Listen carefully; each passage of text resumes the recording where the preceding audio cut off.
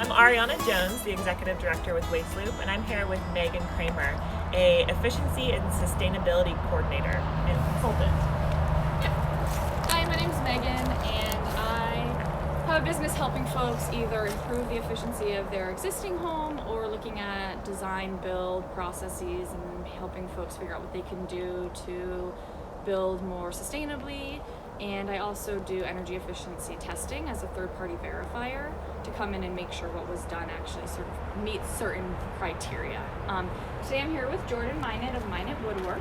This is his residence he built that we've done some testing on and looked at some different things. It's Energy Star certified. He also was able to access some incentive money through Chelan PUD.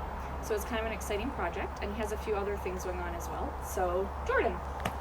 Hi there, Jordan Minot. Yeah, we dove into this project and had fun working through some modern building science to figure out what kind of layers of insulation and construction we wanted to do, and had a good time with the project.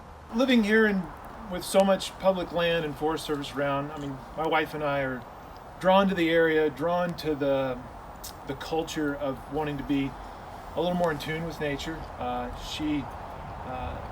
She has a background in environmental sociology, and so she's very conscious of the planet as well. And you know, we had to make choices living in a snowy, colder climate, how to balance insulating a house well and using products that are favorable to the environment. So making those choices along the way. But we decided to keep a small footprint, small house, starting there as kind of our best step forward in sustainability, and then we wanted to make something we felt that was pleasant and beautiful and happy to be in as well. Would you mind outlining what incentive programs there are locally? Well, basically, it's the Chelan PUD here locally. Throughout the state, Puget Sound Energy, Pacific Power, and Cascade Natural Gas all have programs for new homes. And then there's the Energy Star certification, like I said. That's not an incentive program, it's a certification. And then there's also a tax credit for production builders. So if you're building a house to sell, you can actually get a tax credit as well to meet there's certain criteria you have to meet. We used a metal on the lower end of the house. Living in snow country, it's really nice, to keep that wood preserved. So I like the look of using metal to do that preservation where snow is going to hit.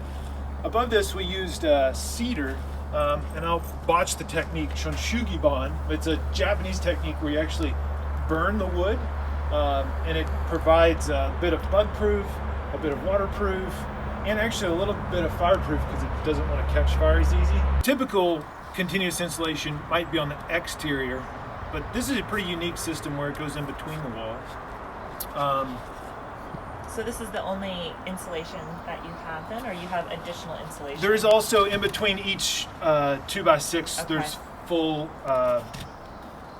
we use rock wool, which is a really cool product. It's a little higher in its thermal abilities and its soundproofing. It's actually crazy fire resistant and so forth. Better than just fiberglass insulation. So the insulation that goes between the studs is an R24. This adds another R6 to it. So it's kind of a neat system. The product that's typically used for this is a styrofoam of some sort. XPS is the most common. I have a piece I can show. The problem with the XPS is really, really bad on the environment when they make it. So going with something like rock wool, which is a natural metal kind of slag material, look into it. It's a really cool product if you're interested in finding a better continuous insulation than the normal foam. A couple of things that I came up against was, I would talk to a contractor or subcontractor about heating and air, this and that. And the first thing they might say is, well, our energy is really cheap here. I wouldn't worry with that. And it's like, well, interestingly enough, our electricity is really cheap, but that doesn't necessarily mean it's going to stay that way. And it also doesn't mean there's not a cost to the environment, even though it is cheaper. So I think, encountering people like, no, I really do want this product. I understand that it's, going to cost me a little more up front. But the other surprise is that a lot of the upfront costs weren't as drastic as I thought they might be. Making the choice with this Zip-R system, this was a new product for me. I hadn't used it before. I was like, oh wow, it's more expensive. But then I took into the cost of Tyvek, the Tyvek tape, the time it would take to put it up and staple it to try to get it. And all of a sudden, all those things, it's like, oh, actually, when you put all that cost together, it's not more expensive. When it comes to the floor plan, spending a lot of time deciding how you're going to use the house and what you like. My wife really loves to cook, so we made sure that we do have a functioning kitchen and that she's happy in it. That it's not just a little corner somewhere that's out of the way. So, we put a lot into the kitchen, making compromises like having work counter space also be an eating space for us. Making use of larger open areas, so combining the kitchen, living room is a really popular way to keep a floor plan more open.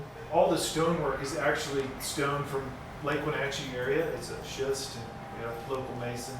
And so that's fun to feel part of the outside in and things coming from your area. A lot of the wood was milled up locally, so Doug fir, and got to use some of that in our cabinet work and so forth. So for us, those little things were important, just to be more connected with the area and not just a home in the middle of something.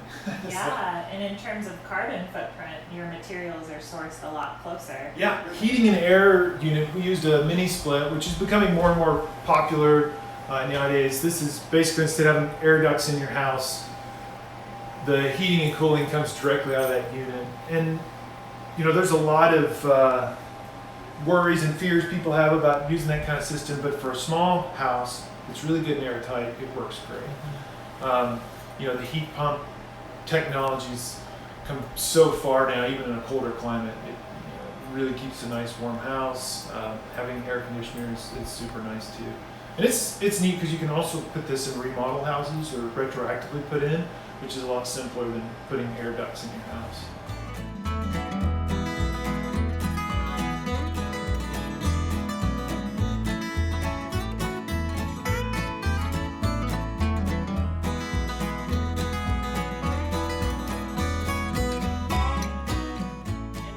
To look at another example of sustainable building here in town. I've been working with Matt a bit on a few projects, and this is one of his newest endeavors where he's doing some really cool things in terms of sustainable building. So Matt Milton, you want to tell us a little bit more about the house? Sure. Hi, I'm Matt. This house has been a fun project so far. We've been working on it for quite a while. The owners are friends of friends, and so we got the conversation started before they even purchased the land, so I got to get in early, which was kind of fun to be involved as the builder to kind of influence a few of the decision-making processes as far as energy performance and then also construction. So a couple things we've done starting from the ground up. We built it on piers instead of a full foundation. We ended up using about 40% of the concrete that you would have with a full foundation, which concrete has a pretty high or negative impact on the planet. So that was one consideration. Then we've got a SIPS floor, and then a regular 2x6 wall and a SIPS roof. And obviously this is a pretty basic shape structure, so the detailing was really easy. That was one consideration. And then also it's 20 by 40, which worked out well for their needs for their house, but also as far as waste goes. So that was the other thing we wanted to consider through the duration of the project, just how much waste are we going to create. And we haven't been to the dump once, and that's our garbage pile. That's amazing. So it's a smaller footprint, but also is the dimensions 20 by 40, does that align with a lot of the building materials already? Yeah, it does. So for instance, these first two courses of sheathing, I didn't have to cut one piece of sheathing. So everything just fits. I'm not ripping. I don't have a bunch of cut off. Once we got to the roof, obviously it's on a pitch, and then it's not a full size. So there's some cut off from the roof, which is more or less unavoidable. But we got a pretty good way at the house without having to rip into too much sheathing. So another cool product we used was, as far as minimal waste was concerned, our floor. And again, this works well. This house gets a simple design, but it's these mass plywood panels. So they're these 8 foot by 20 foot, 3 inch thick plywood panels that came down. And they're cut to size from the factory. So that was kind of a fun thing to do. It was quick. It was done in 4 hours, and again, no waste. And the factory builds them to size, so there's very little waste at the factory So too. they were pre-cut before they arrived. Yep, pre-cut, ready to go. Around the windows, I use this product called Thermal Buck. So basically, when you have a exterior installation on the house, you either have to set your windows on the sheathing and then figure out a kind of a tricky trim situation to get to your window's going to be back from the actual building envelope, so the siding, so you have to figure out a trim situation. So there's this company that makes these. So you have your window opening, this slides in, this goes into your window opening, and depending on the thickness of the exterior insulation you use, they have different thicknesses here. So when you get it in there, you mount your window as if you were mounting it to just your sheathing in a normal situation.